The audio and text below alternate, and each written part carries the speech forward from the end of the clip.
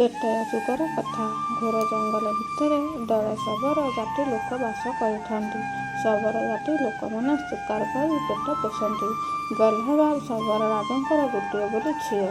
ଝିଅ ପିଲାଦିନରୁ ବଡ଼ ଅଭିଳାଷୀ ବଢ଼ିଥାଏ। ଯେତେବେଳେ ଯାହା ମାଗେ ଶବର ରାଜା ତାକୁ ସାଙ୍ଗେ ସାଙ୍ଗେ ଆଣି ଦିଅନ୍ତି। ଧୀରେ ଧୀରେ ଶବର ଝିଅ ବଡ଼ ହେଲା।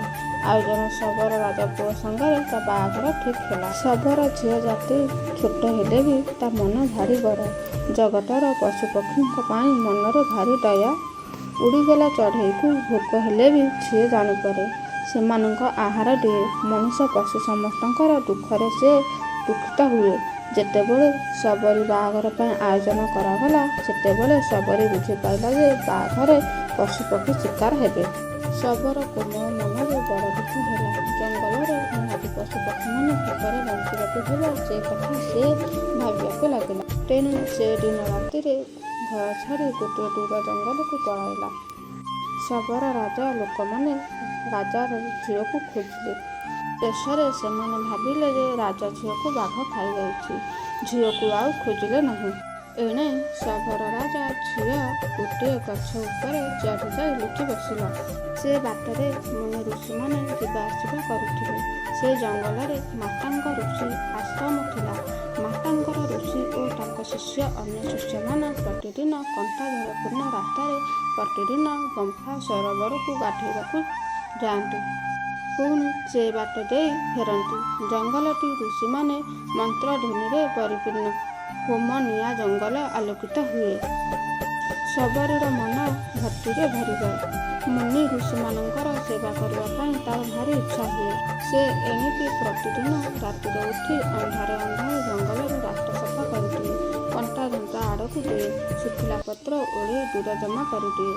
ଫାଙ୍କା ସରୋବରକୁ ଜଳ ଆଣି ଜଙ୍ଗଲରେ ରାସ୍ତା ଛେଚିଦିଏ। ପୁଣି ସକାଳ ହେବା ଆଗରୁ ସେ ବୁଦାରେ ଆଢ଼ୁଆଳେ ଲୁଚିଯାଏ। ଦିନସାରା ସେମିତି ଲୁଚି ଲୁଚି ଋଷିମାନଙ୍କର ମନ୍ତ୍ର ଶୁଣି ମନ୍ତ୍ରଗୁଡ଼ିକ ମନେ ରଖିଥାଏ। ଫଳମୂଳ ଖାଇ ସନ୍ନ୍ୟାସୀର ଭଳି ଜୀବନ କଟାଏ। ମୁନି ଋଷିମାନେ ଏମିତି ସଫାସୁତୁରା ରାସ୍ତାରେ ଫମ୍ପା ସରୋବରକୁ ଯାଆନ୍ତି।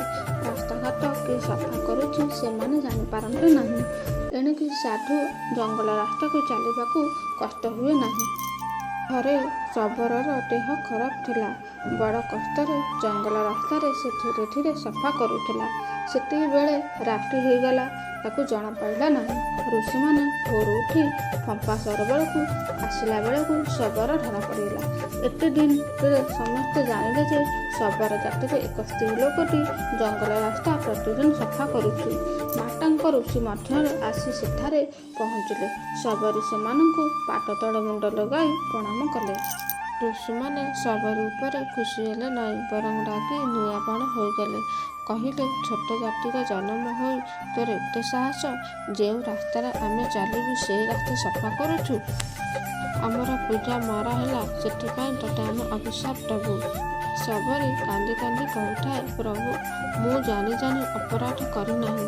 ଆପଣଙ୍କର ପାଦରେ କଣ୍ଟା ବାଜି ରକ୍ତ ଝରାଇବ ବୋଲି ମୁଁ ଜଙ୍ଗଲ ସଫା କରୁଥିଲି। ମୋତେ ଯାହା ଦଣ୍ଡ ଦେବେ ଦିଅନ୍ତୁ। ଋଷିମାନଙ୍କର ଏଇଭଳି ଅବୁଝ କଥା ଶୁଣି ମାତାଙ୍କ ଋଷି ସେମାନଙ୍କୁ ବୁଝାଇ କହିଲେ ଶବରୀର ବାପା ଶିକାର କରି ମାଂସ ଖାଆନ୍ତି। ପଶୁମାନଙ୍କ ଉପରେ ହିଂସା ଆଚରଣ କରନ୍ତି। ତେଣୁ ଶବରୀର ମନ କାହାର ପ୍ରତି ହିଂସା ନାହିଁ। ଜୀବମାନଙ୍କର ପ୍ରତି ତାର ମନ ଦୟା ଭାବ ଅଛି। ସେ ଆମରି ମାନଙ୍କର ପରି ଫଳମୂଳ ଖାଇ ସନ୍ନ୍ୟାସୀ ଜୀବନ ଯାପନ କାଟୁଛି। ସେ ଶବରର ଜାତିରେ ଜନ୍ମ ହୋଇଛି କିନ୍ତୁ ସନ୍ନ୍ୟାସୀ କାମ କରୁଛି। ତେଣୁ ସେ ଆମରି ସାଙ୍ଗରେ ସାଧୁସନ ପରି ରହୁ। ସେ ହେଉଛି ଭଗବାନଙ୍କର ବଡ଼ ଭକ୍ତ। ଦିନଠାରୁ ଶବରୀ ଋଷିମାନଙ୍କର ଆଶ୍ରମ ପାଖରେ କୁଡ଼ିଆଟି କରି ରହି ଆଶ୍ରମ ସଫାସୁତୁରା କରି ଋଷିମାନଙ୍କର ସେବା କରି ସାଧୁସନ ଭାବରେ ଜୀବନ କାଟିଲା। ମାତାଙ୍କ ଋଷି ଅତି ବୁଢ଼ୀ ହୋଇଗଲେ। ଶବରୀର ସେବା ସେ ଭାରି ଖୁସି ଥିଲେ।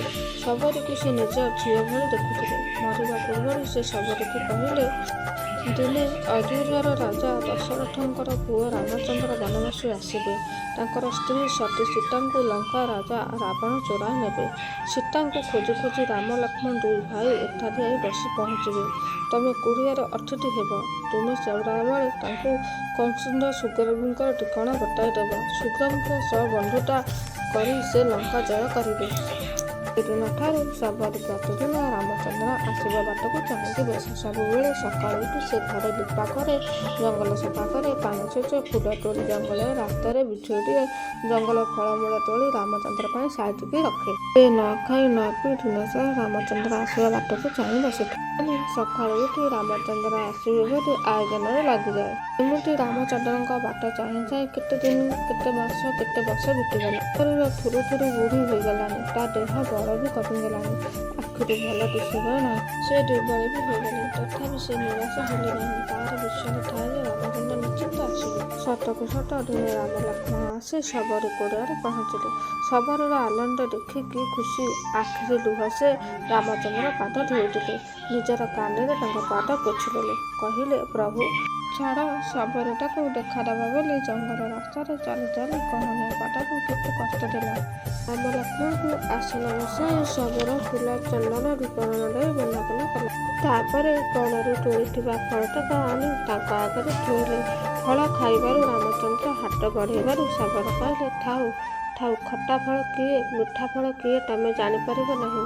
ତମେ ତ ରାଜପୁଅ, ଫଳମୂଳ କଥା ଜାଣିବି କେଉଁଠି? ରୁହ, ମୁଁ ମିଠା ମିଠା ଫଳ ଚାଖି କରି ଦଉଛି, ତୁମେ ଖାଇବ।